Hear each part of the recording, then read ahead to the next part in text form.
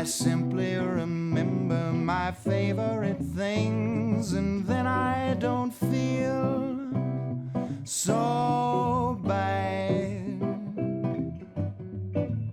The 90s had a lot of animated acolytes of cool. Bart Simpson, Sonic the Hedgehog, the Ninja Turtles. It was ostensibly a period of experimentation and empowerment. These characters were edgy, rebellious, teenagers with attitude, as Zordon described the Power Rangers, who were, of course, about as straight-laced and even-tempered as they come.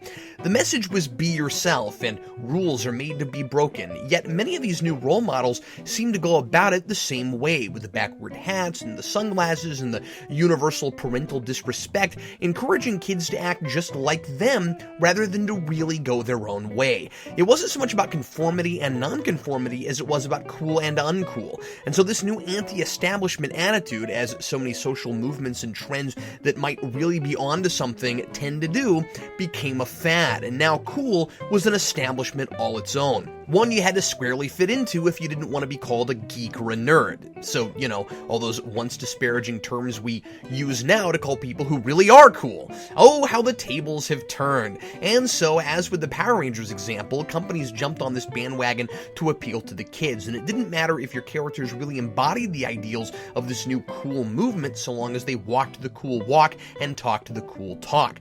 And then you could just say they have attitude and poof, they have attitude. Just like Todd McFarlane said Spawn was an edgy superhero, even though he spent most of his time whining in an alleyway. Cool Spot was one of dozens of characters created to jump on that coolness bandwagon. Another generic, silly cartoon wearing a pair of sunglasses so you know he's cool. But the concept behind him was so brilliant and yet so totally simple, it boggles my mind anyone ever came up with it. Let's make a cute cartoon character that makes nonsense sounds but doesn't really talk in the Roadrunner or Tom and Jerry tradition out of the dot in our logo. A lovable mascot based on what's essentially a punctuation mark.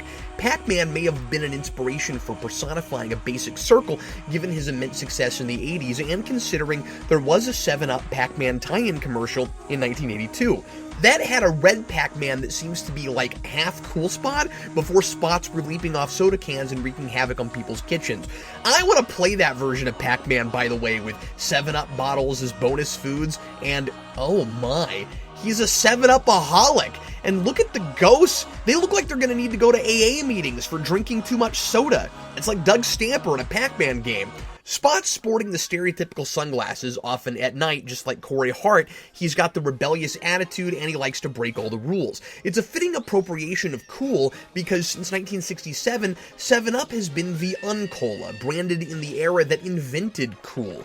7-Up has had numerous other slogans over the years. One of them was on the spot, while Cool Spot was all the rage, but uncola stuck like the red spot on the label and never went away. It's the hip alternative to Coke or Pepsi, the REM of carbonated beverages. It was successful because it took out the caffeine and it broke all the rules. But then Spot isn't a character you're supposed to want to be like. He's perhaps a parody of all those other anti-establishment characters. The advertising never takes itself seriously. The character himself is a wacky contradiction. He's not about individuality because there are millions of them and they're all exactly the same.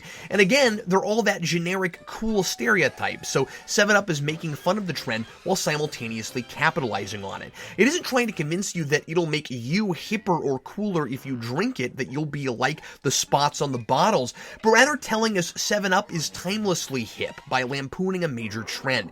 The message for the product is maybe we put sunglasses on the Spot. He tries to look like whatever's in right now, but whatever we do to dress it up for whatever era we're in, the product never changes. And that's a status quo we should maintain because 7-Up is perfect just the way it is. That's why the Spot comes right off the label. It's the same Spot that's been there for decades, but when nobody's looking, he jumps off the label and gets into trouble, and then he always goes back where he belongs. 7-Up already broke the rules a long time ago. It doesn't have to keep trying to reinvent itself because it's already established its own rules and successfully lived by them for a long time. The commercials were innovative and original, each a blend of live photography with traditional animation. The effects for all these commercials were created by Richard Taylor, who did influential special effects work on major science fiction films in the late 70s and early 80s, most notably Tron and Star Trek the Motion Picture. More recently, he directed the Command & Conquer games. The commercials remind me a lot of Who Framed Roger Rabbit, not just because they're done in that style, but because Spot's animation has that three-dimensional depth, realistic texture, and the light hits him in a convincing way. I dare say it looks as good as the animation in that film and is integrated with the live action brilliantly. It's common practice now, but to see it done so effortlessly and with such charm as early as 1987, a year before Roger Rabbit was released, is incredible, and I can only imagine how astonished TV viewers must have been. I mean, I remember the commercials, but I was only 3 when they debuted. And like the cartoon that serves as the teaser for Roger Rabbit, its score is that of a full bombastic orchestra that harkens back to Looney Tunes.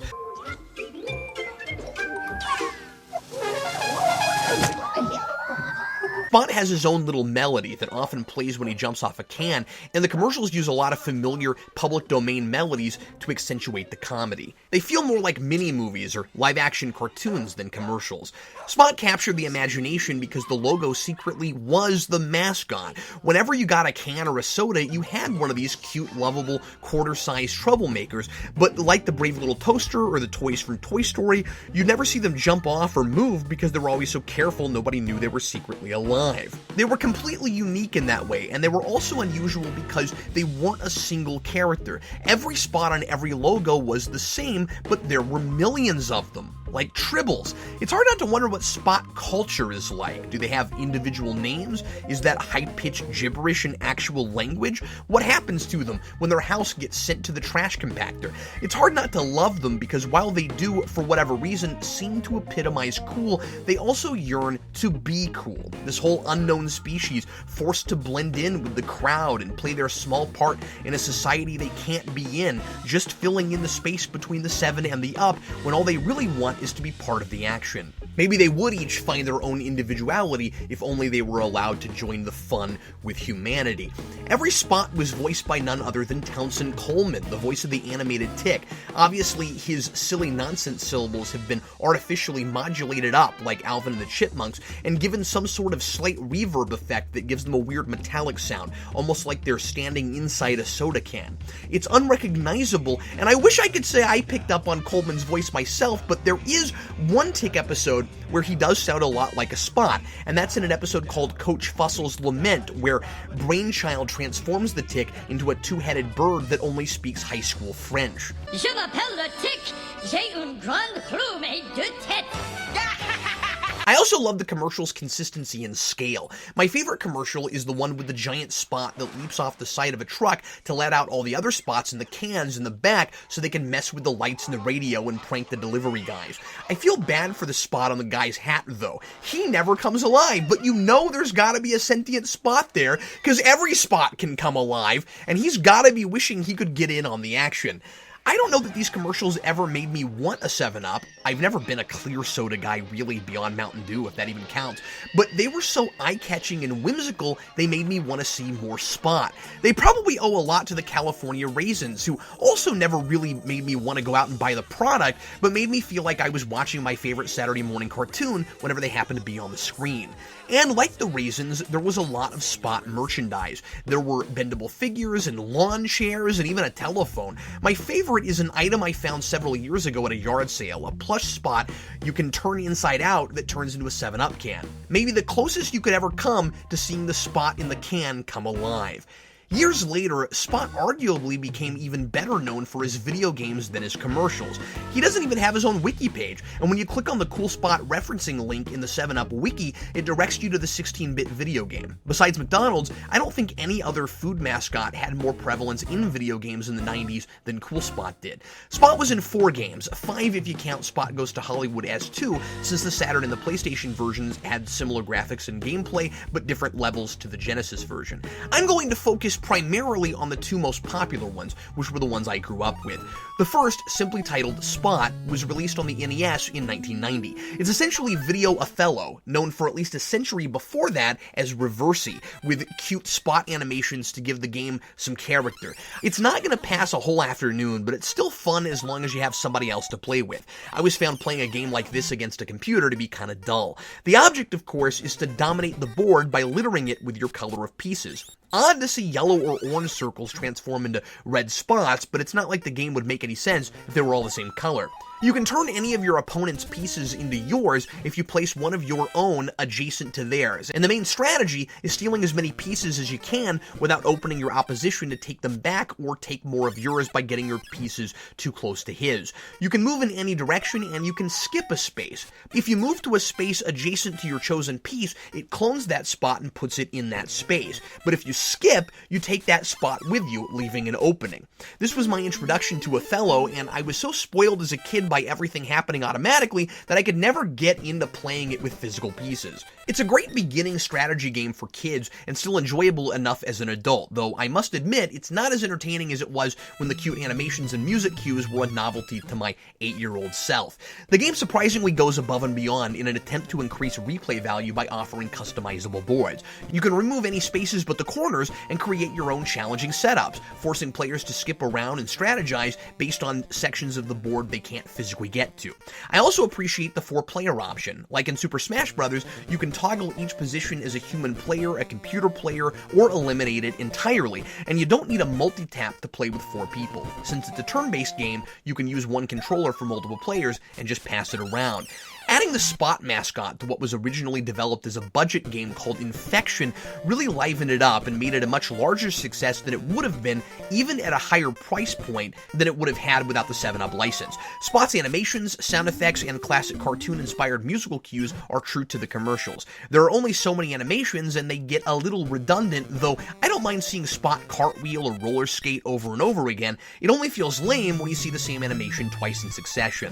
They make the game take longer, but that gives the other player built-in time to plan his next move and creates, probably unintentionally, a more natural rhythm to most matches. You're waiting a few seconds for the game to let you continue rather than waiting around on your opponent. On the other hand, because there's some added planning time, it's strange the programmers included a music track that's interrupted whenever you choose a piece, pauses, then goes back to the beginning whenever a move is completed. So you end up hearing the first 5 to 10 seconds of the music, which is good, catchy, and appropriate, over and over and over again. That's my biggest complaint about this one. I imagine the idea is to silence the music to create suspense for the other player. Oh man, where's he gonna move his piece? And maybe it's to eliminate distraction for the player that's about to move. But why not have the song start back from whatever place you interrupted it rather than starting it over every time? Or better yet, just leave it going. Sure, it's one song on an infinite loop, but the games are usually short, and that's a lot less annoying than starting it over every time. Happily, I at least like the tune, and if I can dodge lasers shot at me by a housefly while trying to kill a crab with soda fizz with the distraction of a bouncy melody, surely I can play a century-old board game to music. And speaking of houseflies shooting lasers at you, Virgin really stepped it up with a traditional platformer in 1993 for the SNES and Genesis, and also ported to handhelds, called, as I mentioned earlier, Cool Spot. This was one of my favorite side-scrollers growing up, but also one of the absolute most frustrating. It's a beautiful game with excellent graphics, vibrant colors, and it gets lots of points for style, going all the way to getting the license for the quintessential surf song Wipeout accompanying the title screen. Spot sounds like he should, like the tick on helium. He has that same 3D depth and texture from the commercials, and the game has that same kind of fun with scale and perspective, as you see the beach, a dock, the inside of a wall, a kiddie pool, and a kid's room, all from the perspective of that quarter-sized Spot. I was reminded of this game again when I played Toy Story on the Sega Genesis in 1995. Spot walks and runs and bounces like he does on TV, and he's hilariously expressive, with that spot-shaped mouth he uses to convey every sort of emotion. Hey, come to think of it, Spot has other spots on himself too. I wonder if the spots on his shoes can come to life and become even tinier spots, with spots on their shoes that can become even tinier spots with spots on their shoes. I also wonder if the spots you're collecting are sentient spots that are in stealth mode. This has to be the only game I've ever played where you go around collecting things that might actually be exactly what you are. Why don't all those spots just come down from La La Land and help you rescue the one spot at the end of each level that's locked in a cage? If they weren't also freaking lazy, you wouldn't have to spend all your time collecting them before you could open a cage, with a padlock that apparently requires a certain number of the thing you are in order to open them to release one more of the thing you are. They could just all jump down and find you, or better yet, go to the cage themselves, unlock it, and just rescue the spot.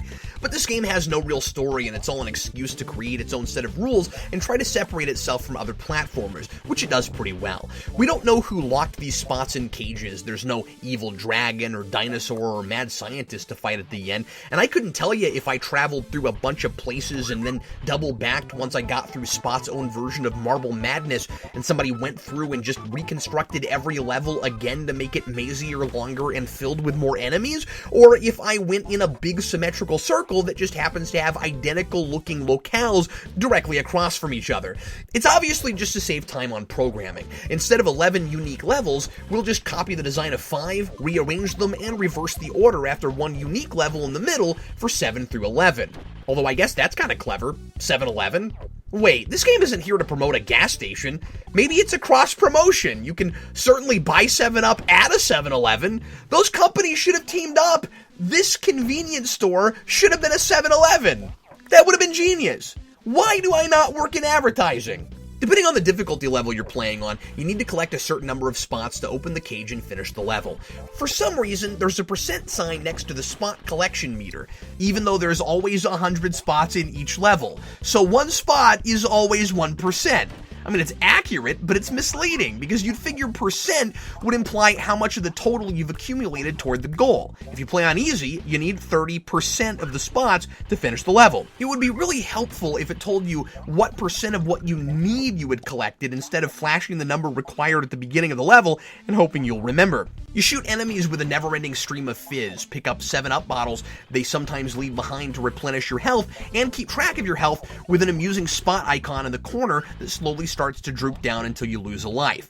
Bouncing around on bubbles is really fun, especially in the bonus level, which has the most awesome music track in the game, and it takes full advantage of the character's unique personality and style of movement to create an experience that sets it apart from other platformers. It could easily be a Sonic or Mario clone, but it's not exactly anything I've played before.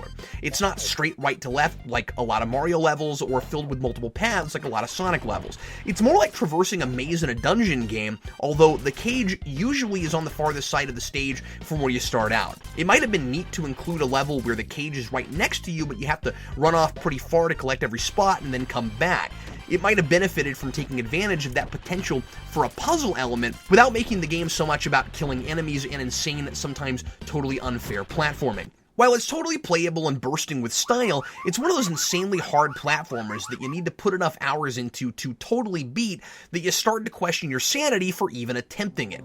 There are 3 difficulties, and the game taunts you after you've beaten it on easy, saying that you haven't really beaten the game until you've finished it on medium and hard. But it's crazy enough to try to beat the thing on the lowest difficulty setting. 3 lives, no saves, no passwords, and no continues. Fall from a high place into water or a hole, and there goes a third of your chances of getting through it. You have to play through some of the later levels a few times to know what tough platforming and obstacles are coming before you can make clean runs without taking a lot of damage or dropping down halfway through the level again and having to make your way all the way back to where you were, risking running out of time. Side-scrollers are all about trial and error, though, getting really good at sections by playing them over and over again, and then you get that satisfying feeling when you finally master a seemingly impossible maneuver. But while this was an accepted and totally understandable way to elongate an otherwise too short adventure, some games went way overboard. In this case, I remember starting over after beating the first 4 or 5 levels and getting just a little farther, then having to start right back at the beginning again, get all the way to where I died, and then get just a little farther again. Suffice it to say, I got close to beating it when I was a kid, but never saw the end until I prepared for this review.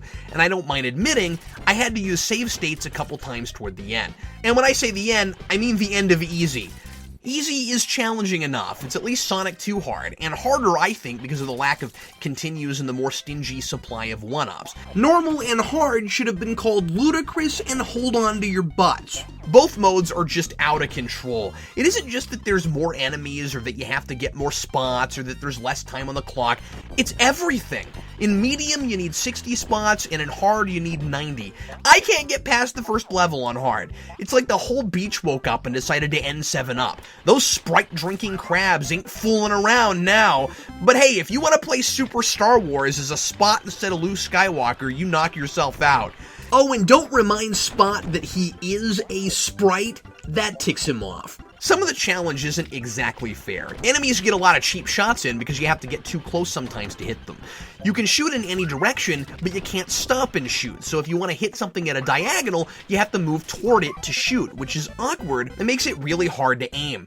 When you die and come back at a marker pole, all the enemies you've killed already return, which might be okay if you had continues, but it's nuts with only 3 lives. And it makes it easy to get lost, because sometimes you're supposed to be moving right, sometimes left, and you can't always keep track of which way you were headed when you get a marker, so it gets confusing without a path of cleared enemies. The spots you've collected are gone, and there are arrow hands pointing the way, so that helps sometimes, but if you bungle a jump and drop any distance, it gets really confusing as to where you've been already. But my arch nemesis in this game is the camera. It follows you wherever you go and seems designed so that you never see the ledge in front of you until right before you land on it. It's hardly noticeable early on, but when you get to the waiting pool, that's when throw your controller psychosis sets in. Imagine jumping in the air, knowing there's a lily pad you can land on, but trying to gauge where to land without being able to see it with nothing but still blue water beneath you. And now imagine trying to jump off a flying saucer that dumps you if you stand on it too long, and making a leap of faith having no idea if there's anything in front of you to land on. And now imagine doing that with a nauseating background constantly moving in the opposite direction. There really should be a disclaimer on this one. If you get motion sick, this is gonna make you feel nauseous. And I apologize for showing you footage of it. You fall in this game. A lot. Like Captain America and Winter Soldier. And why do we fall? So we can learn to pick ourselves up, and then go all the way back to the top of the stupid room over the kiddie pool and pray to the 7-Up gods we have enough time. Oh, now I know who kidnapped all those spots. It was Bane. He's poisoning my carbonated soul with hope before I die. And you know how optimistic this Spot is? Every time he dies, he jumps up, spreads his arms out like he's in a vaudeville show, and yells, "Yeah!" even when you've extinguished all your lives. It's super disheartening the first time it happens. You're like, oh, maybe there's a continue. After all, that Spot sure looks like he thinks he's gonna keep going. Nope. Now he's crying. Bane has dashed all Spot's hopes and dreams. He'll just have to imagine the fire. But it's a fun game filled with imagination and attitude. Compare it to Spot's cool adventure on the Game Boy and it looks as revolutionary as Mario 3. This is more like Spot's bland adventure. You're a slow-moving Spot picking up what I can only assume are ice cubes. It's the only thing I'm seeing that's really cool about it, and throwing them at enemies a la Mario 2. The controls are pretty stiff, and Spot is just begging to run around like he does in the commercials in his other games, and the level designs are desperate to be played through by a faster character. Sometimes they even remind me of handheld Sonic levels. And as opposed to the off-the-rails normal and hard difficulties in Cool Spot, this one has an easy mode and a hard mode, but I can't tell the difference. It's not unplayable, but it's really run-of-the-mill. It's a tough game, but most of its toughness comes from its stiffness. Spot's just too slow and cumbersome to make long jumps with any sort of precision, especially while standing on platforms that drop out of the air. The Mario 2, Mario 3 blend of style and mechanics is a good idea, and Version is clearly always thinking about how they can make the old new again, but it's several rungs lower than the other on the fun ladder. I realize this is an original Game Boy game, and I can't expect the sort of experience I had with Cool Spot, but is a little more speed too much to ask? Spot's not Sonic, but he's also not Snuffleupagus. It's a really generic game. Spot could be any character at all. The generic music could belong to any game at all. The only things that really give it its own identity are the title screen with a 7-Up can and the titles of the Mario 3-esque map screens. Something has gone terribly wrong with this ecosystem. And finally, Spot Goes to Hollywood. This is the Sega Genesis version, but again, another variation of it showed up on the Saturn and the PlayStation. It's an ambitious game and tries to really push the graphics capabilities of a 16-bit console. There were also 32X and Super Nintendo versions in development that were dropped, for whatever reason, before release. It could have been because the game wasn't selling well, but I'm not sure why the SNES version wasn't made and released simultaneously with the Genesis version in '95. The Saturn and PlayStation iterations came out as late as '97. This was the final Spot game, and the last Spot anything I'm aware of. It uses isometric graphics to simulate a 3D experience like Sonic 3D Blast, and while it was impressive a year before Mario 64, the gameplay hasn't aged as well as its graphics. It's a spiritual successor to Cool Spot, and it retains some of the same elements. It utilizes a lot of the same mechanics, sound effects, iconography, and rules of gameplay, but it's not as fast-paced as its predecessor. You still have to collect a certain number of spots in a level before you're allowed to proceed to the next stage, and this time it still gives you the percentages, but there aren't 100. But the spots are few and far between, and there are fewer enemies that take a lot longer to fizz to death. The controls take some getting used to, and it's just clunky to play a game like this with a joypad as opposed to a stick. You have to have a little historical perspective with a thing like this, but even in 1995, I longed for an arcade joystick. There's more of an emphasis on finding things in this game, exploring a large area rather than moving linearly and picking up enough spots so you won't have to double back. And since it's about covering a lot of ground, you'd think you could move a little quicker. So it kinda has that problem in common with Spot's Cool Adventure.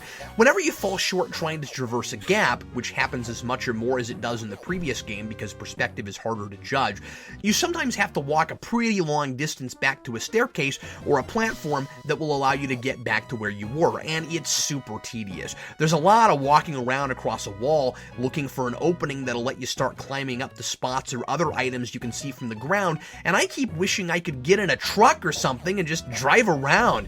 There are lots of random fun items to collect, but I'm not sure what they're for beyond getting points. The first time I picked up a sword, I was excited to see Spot get to use a new weapon, but these aren't power-ups or objects you can interact with.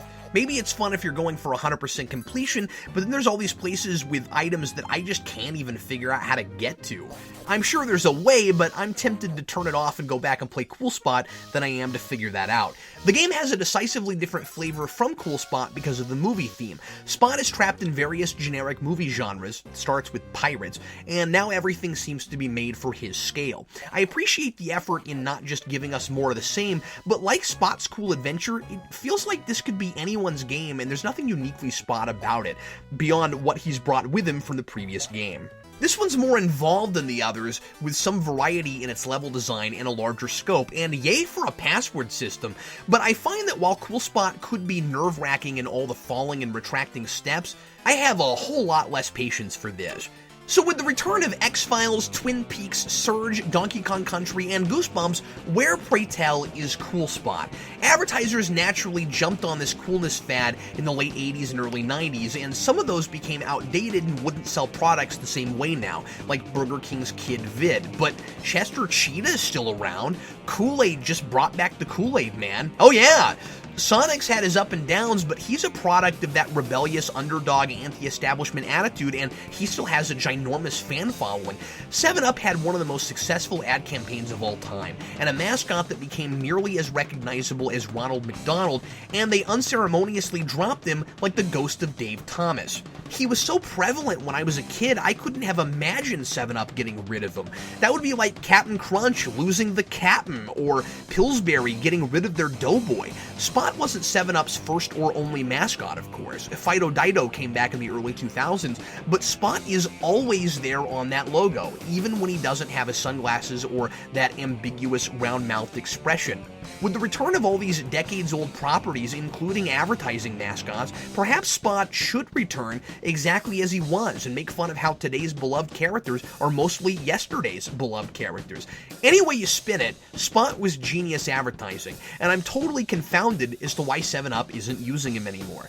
I'm not saying I'm setting big cultural trends or that major corporations are watching my videos to see what forgotten cultural icons the public wants to see return, but it seems like every time I do a video about something that isn't relevant anymore, it's suddenly right back in the public limelight weeks or months later. So with that in mind, I greatly anticipate the return of one of the most adorable and fun icons of my childhood. Or at least, I'm kinda hoping that that happens. Yes, there's a lot of regurgitation and watered-down remakes happening these days. A lot of things just cashing in on nostalgia and brand recognition, but Spot is about as timeless as Mr. Moneybags. Spot, you never made me want to drink a 7-Up, but I sure had hours of fun playing Othello with you and shooting cheese-throwing mice in pajamas with Soda Fizz. I hope you'll start leaping out of soda bottles and back in our hearts again one of these days. There's no reason we shouldn't start pretending like the Spots never left, Because look at a bottle of 7-Up. They never really did.